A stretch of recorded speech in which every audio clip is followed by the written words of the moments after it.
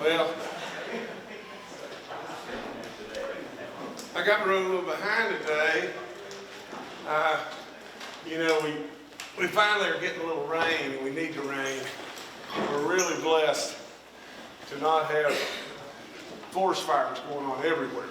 And so we're going to be thankful for the rain. You know, I can remember growing up as a kid, at this time of year, or sometimes even in late spring or early spring, you know, the forest fires were awesome. And you could even be here in Charleston and not be able to see the river because of the forest fires. And so I've seen very few. That probably really salutes our good people in DNR and forestry and that are out trying to do the work and the good part, the good prudent efforts of our, of our hunters and our fishermen, the people that are out in the woods. And so it's good stuff. Okay, let me, we came in on Saturday night, and we came in about 10 minutes after 10, and it didn't afford the people, maybe some of our media, to be here, and I thought, well, it's best to kind of round everybody up together this morning and let you ask whatever maybe that you've had a time to think about and you would choose to ask. But first and foremost, I really appreciate the people that stood with me and worked really hard along all the way, whether they be business or labor or contractors or Chief of Staff Mike Hall and on and on and on, that really have done an incredible job, and I salute them all. But let me just say this. Here's the headline of my paper, if I were to write my paper. Saturday night, West Virginia, for maybe the first time in its existence, tasted winning. And it tastes good. And we deserve it. And we're going to have the opportunity to taste winning now many, many, many times in the future. Now just think, we've been conditioned to taste losing. But this is an opportunity for jobs, an opportunity for revenue, an opportunity to bring people to our state. That's what winning tastes like. And so it's a pleasant experience, and a lot of West Virginians have never tasted it.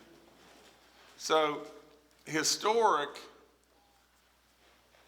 is not quite good enough because it is absolutely the most historic time in this state, in my opinion, period.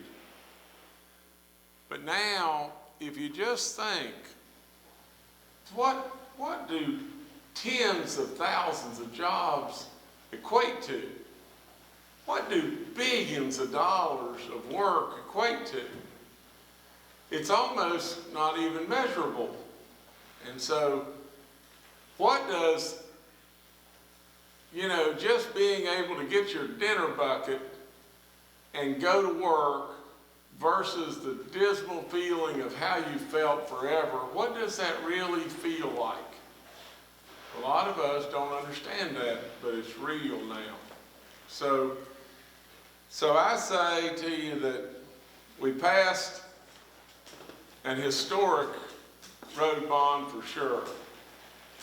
We've had multiple road bonds in the past that did not pass, and we all know that. I think 3 out of the last 4 over the last, probably 45 plus years. 45 years, 3 out of the last 4 have failed. And the only one that passed is only just a mere fraction of what this really is. Maybe a sixth the size of what this is. Now, I'd also say that We had many counties in this state, the vote was in excess of 80%. You know, 80%. We had McDowell County, who is probably strapped with the most dismal outlook, or has been that way forever, and what a wonderful county it is because I'm there all the time. I was there yesterday. You know, and their vote, believe it or not, was 94%. It's amazing. It's amazing for me to look out again over the crowd and look at Josh Ward and look at the Steve Roberts that was, you know, here, or Steve White, you know, and business and the coalition that went together and worked together. I would say just this, that, you know, there's a whole lot of Democrats there, and there's a whole lot of Republicans there, and there's probably a few independents there that work together for the common good of one thing, and that was West Virginia. That's how it ought to be. That's what we ought to do. You know, when I walked out at the State of the State address, and you know, you had to put a whole bunch of stuff on the board. And then you had to start and go through a legislative process. And I put on the board a way to generate revenue that people said, well, that raised taxes a whole lot. But I had to put something on the board. And then from that, we tweaked that and everything. But when I put that on the board, I said, I want taxes to go down.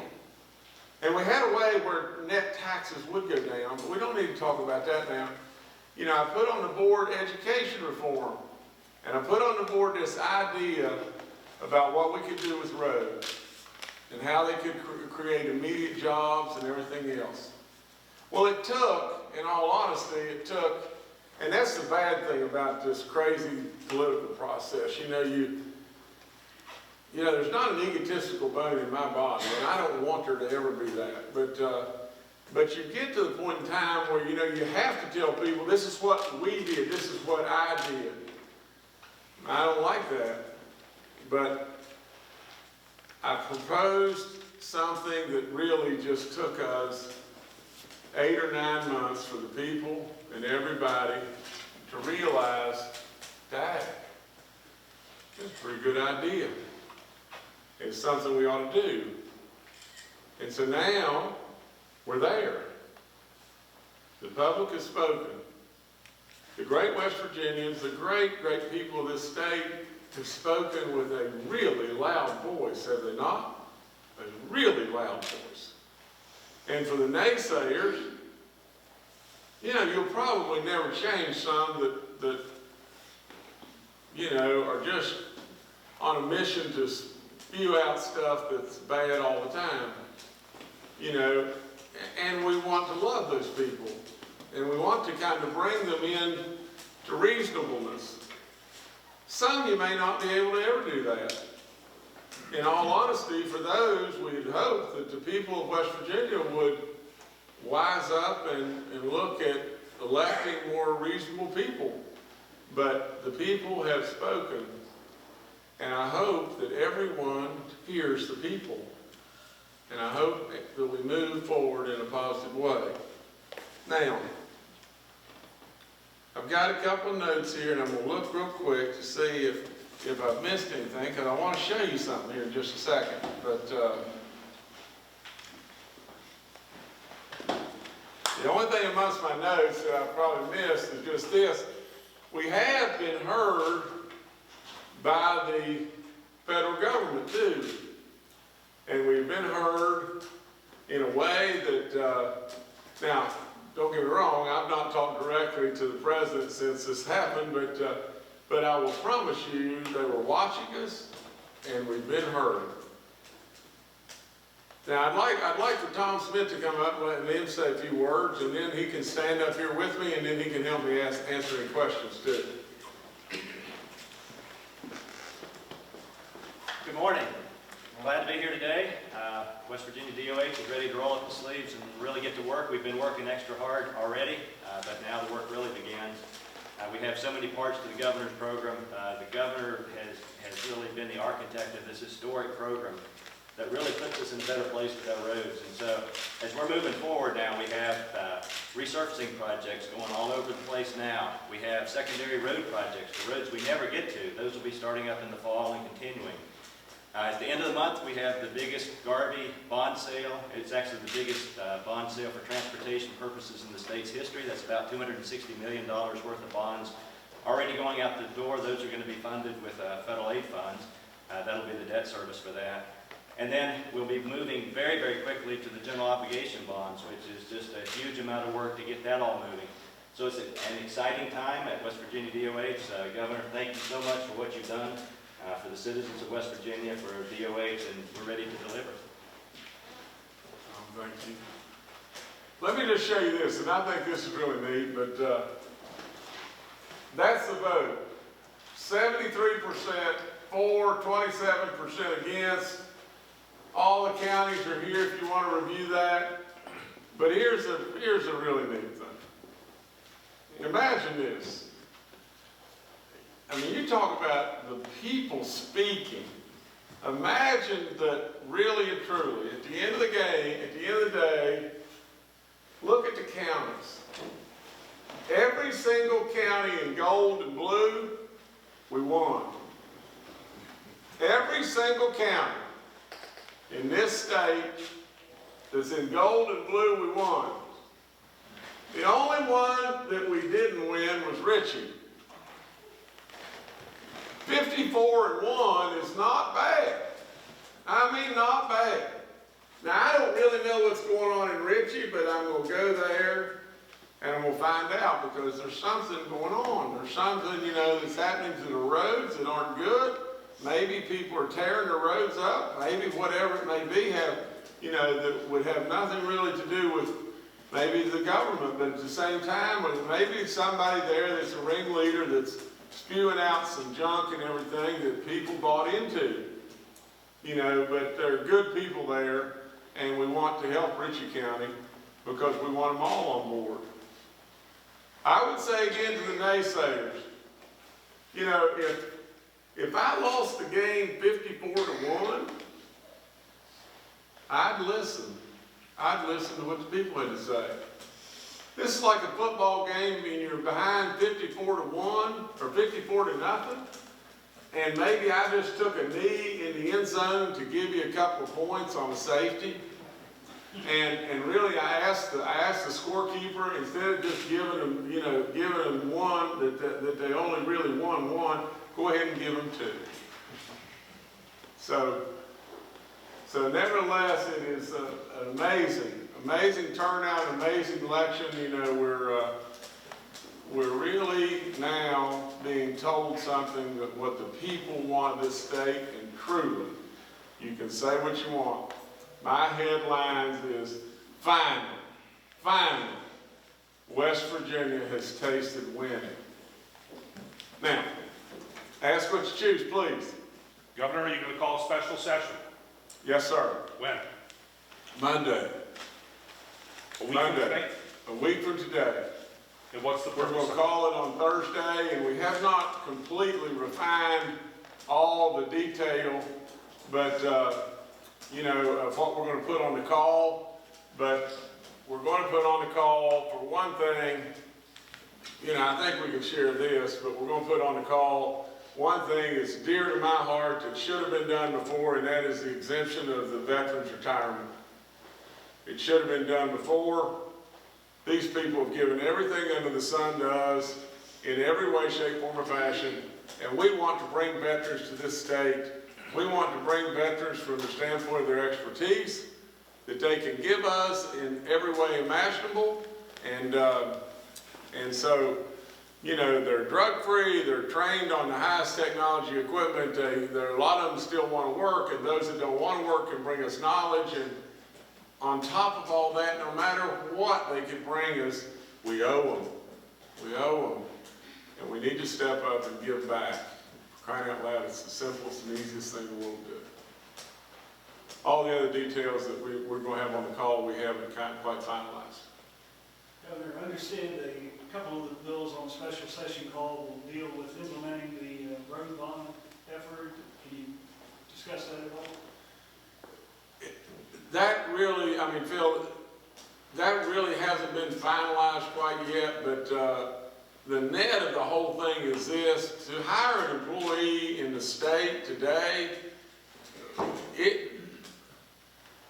I mean, you've got to go through the most bureaucratic process that bogs down everybody. I mean, to hire an employee in this state today may take 6 to 9 months, you know, and so, you know, we don't want to eliminate anything that is going to be of any kind of consequence. But you know, when you've got to make sure that, you know, somebody has a dog named Chester in order to be able to hire them, it just takes too long. What do you need these people for, to inspect the road projects as they're going on, or Sir, what do you need the extra employees for inspections on the road? I'll let Tom answer that. Yeah, we have any range of needs that we have at the highway department. We're 500 under quota. We've had chronic understaffing, and so besides inspectors and students from WVU and Marshall to help us design projects, we need a whole range of folks, people in the human resource function, people in the audit function.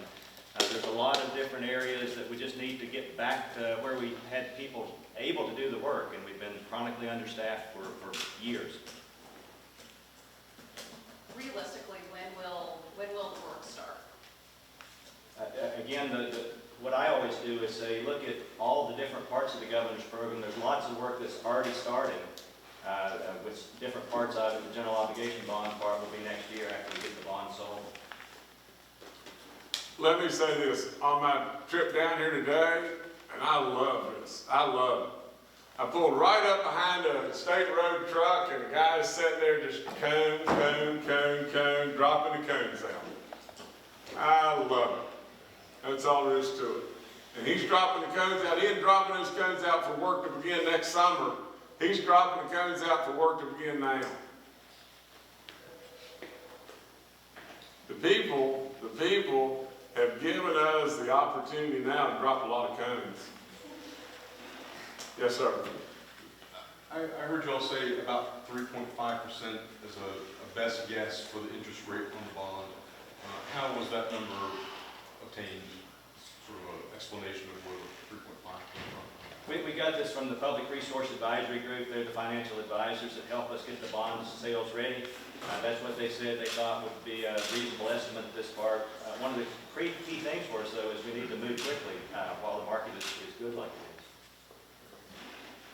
Governor, how are you going to ensure that as many of these jobs go to West Virginians as possible? Well, we're going to surely try to, we're going to monitor like crazy. You know, we're going to put a task force in place immediately, a true task force. And I left this out the other night, but we're going to put a true task force in immediately to monitor that contractors are paying their rightful share of exactly what they owe in regard to their taxes. You know, now that doesn't answer your question, but you know, I wanted to throw that in, that we're going to put a task force in place that is going to make sure that we collect the taxes that are due to this state.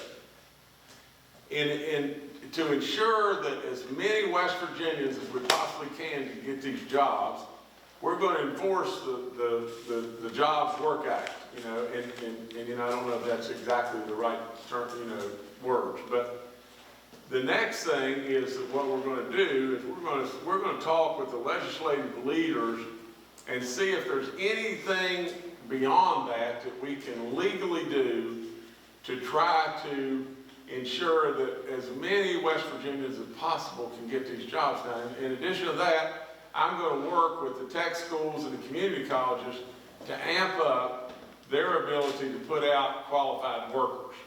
So I can't really give you any more specifics than that, but the net of the whole thing is there's going to be a massive effort within my administration to try to get as many things in place as we can legally do in order to be able to ensure that West Virginians get these jobs. Governor, your original proposal, I think, when things were going through the legislative process, had like a 5% fee onto the winning contractor for road work. Will there be any effort to restore that in the special session, or is that a dead horse at this point? I think it's probably a dead horse, and you know, and I'm regretful of that, because I felt like that was a real way that we could attack and solve this drug epidemic, but I just don't have enough support to be able to get that pulled off. Governor, and maybe this is for Secretary Smith too, there's a current situation with a company called Seminole Equipment from Florida that's painting the Knock Turnpike Bridge. And there has been some question and some concern from organized labor that they're not paying their taxes to the state. Can either of you address that and what's being looked into as far as that situation goes? Well, I'll let Tom, but before Tom goes, I'll just say this.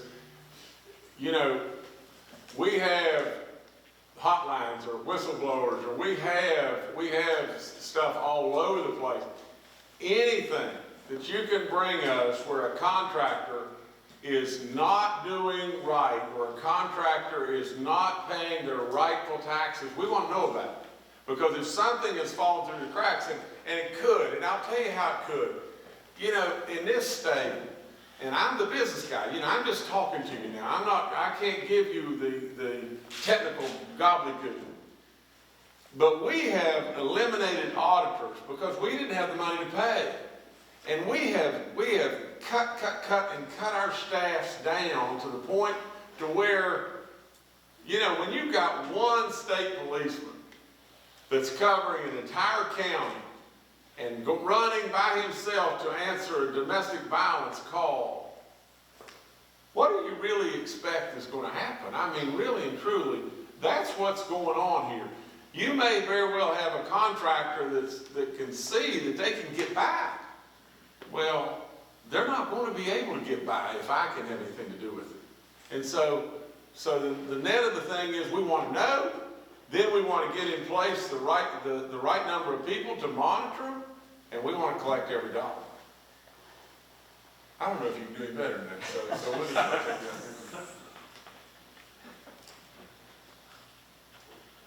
think? Anybody else?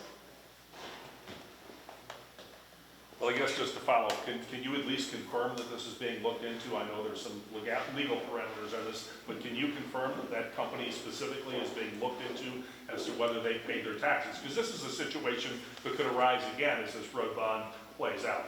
What I'll say is the Governor Justice asked Secretary of Commerce Woody Thrasher, the Tax Department Dave Hardy, and myself to form this task force. That task force has been meeting. It's going to be reporting out to the governor at the end of the week. What I can say is we're coordinating at unprecedented levels already regarding contracts that are being considered with different contractors. I think that's all I'll say. Did you get your car fixed? Not yet, not yet. I've got the parts ordered, and I'll get it fixed and everything. And like I said, I'll get it fixed on my dime. I'm just thankful that I got hurt. You know, let me tell y'all, and I can't say this without a tremendous amount of emotion. What an incredible night for West Virginia, and truly true. An unbelievable win. And what's going to happen now, mark it down, it's goodness that's going to happen now. Big time. Big time. All right, thank y'all so much.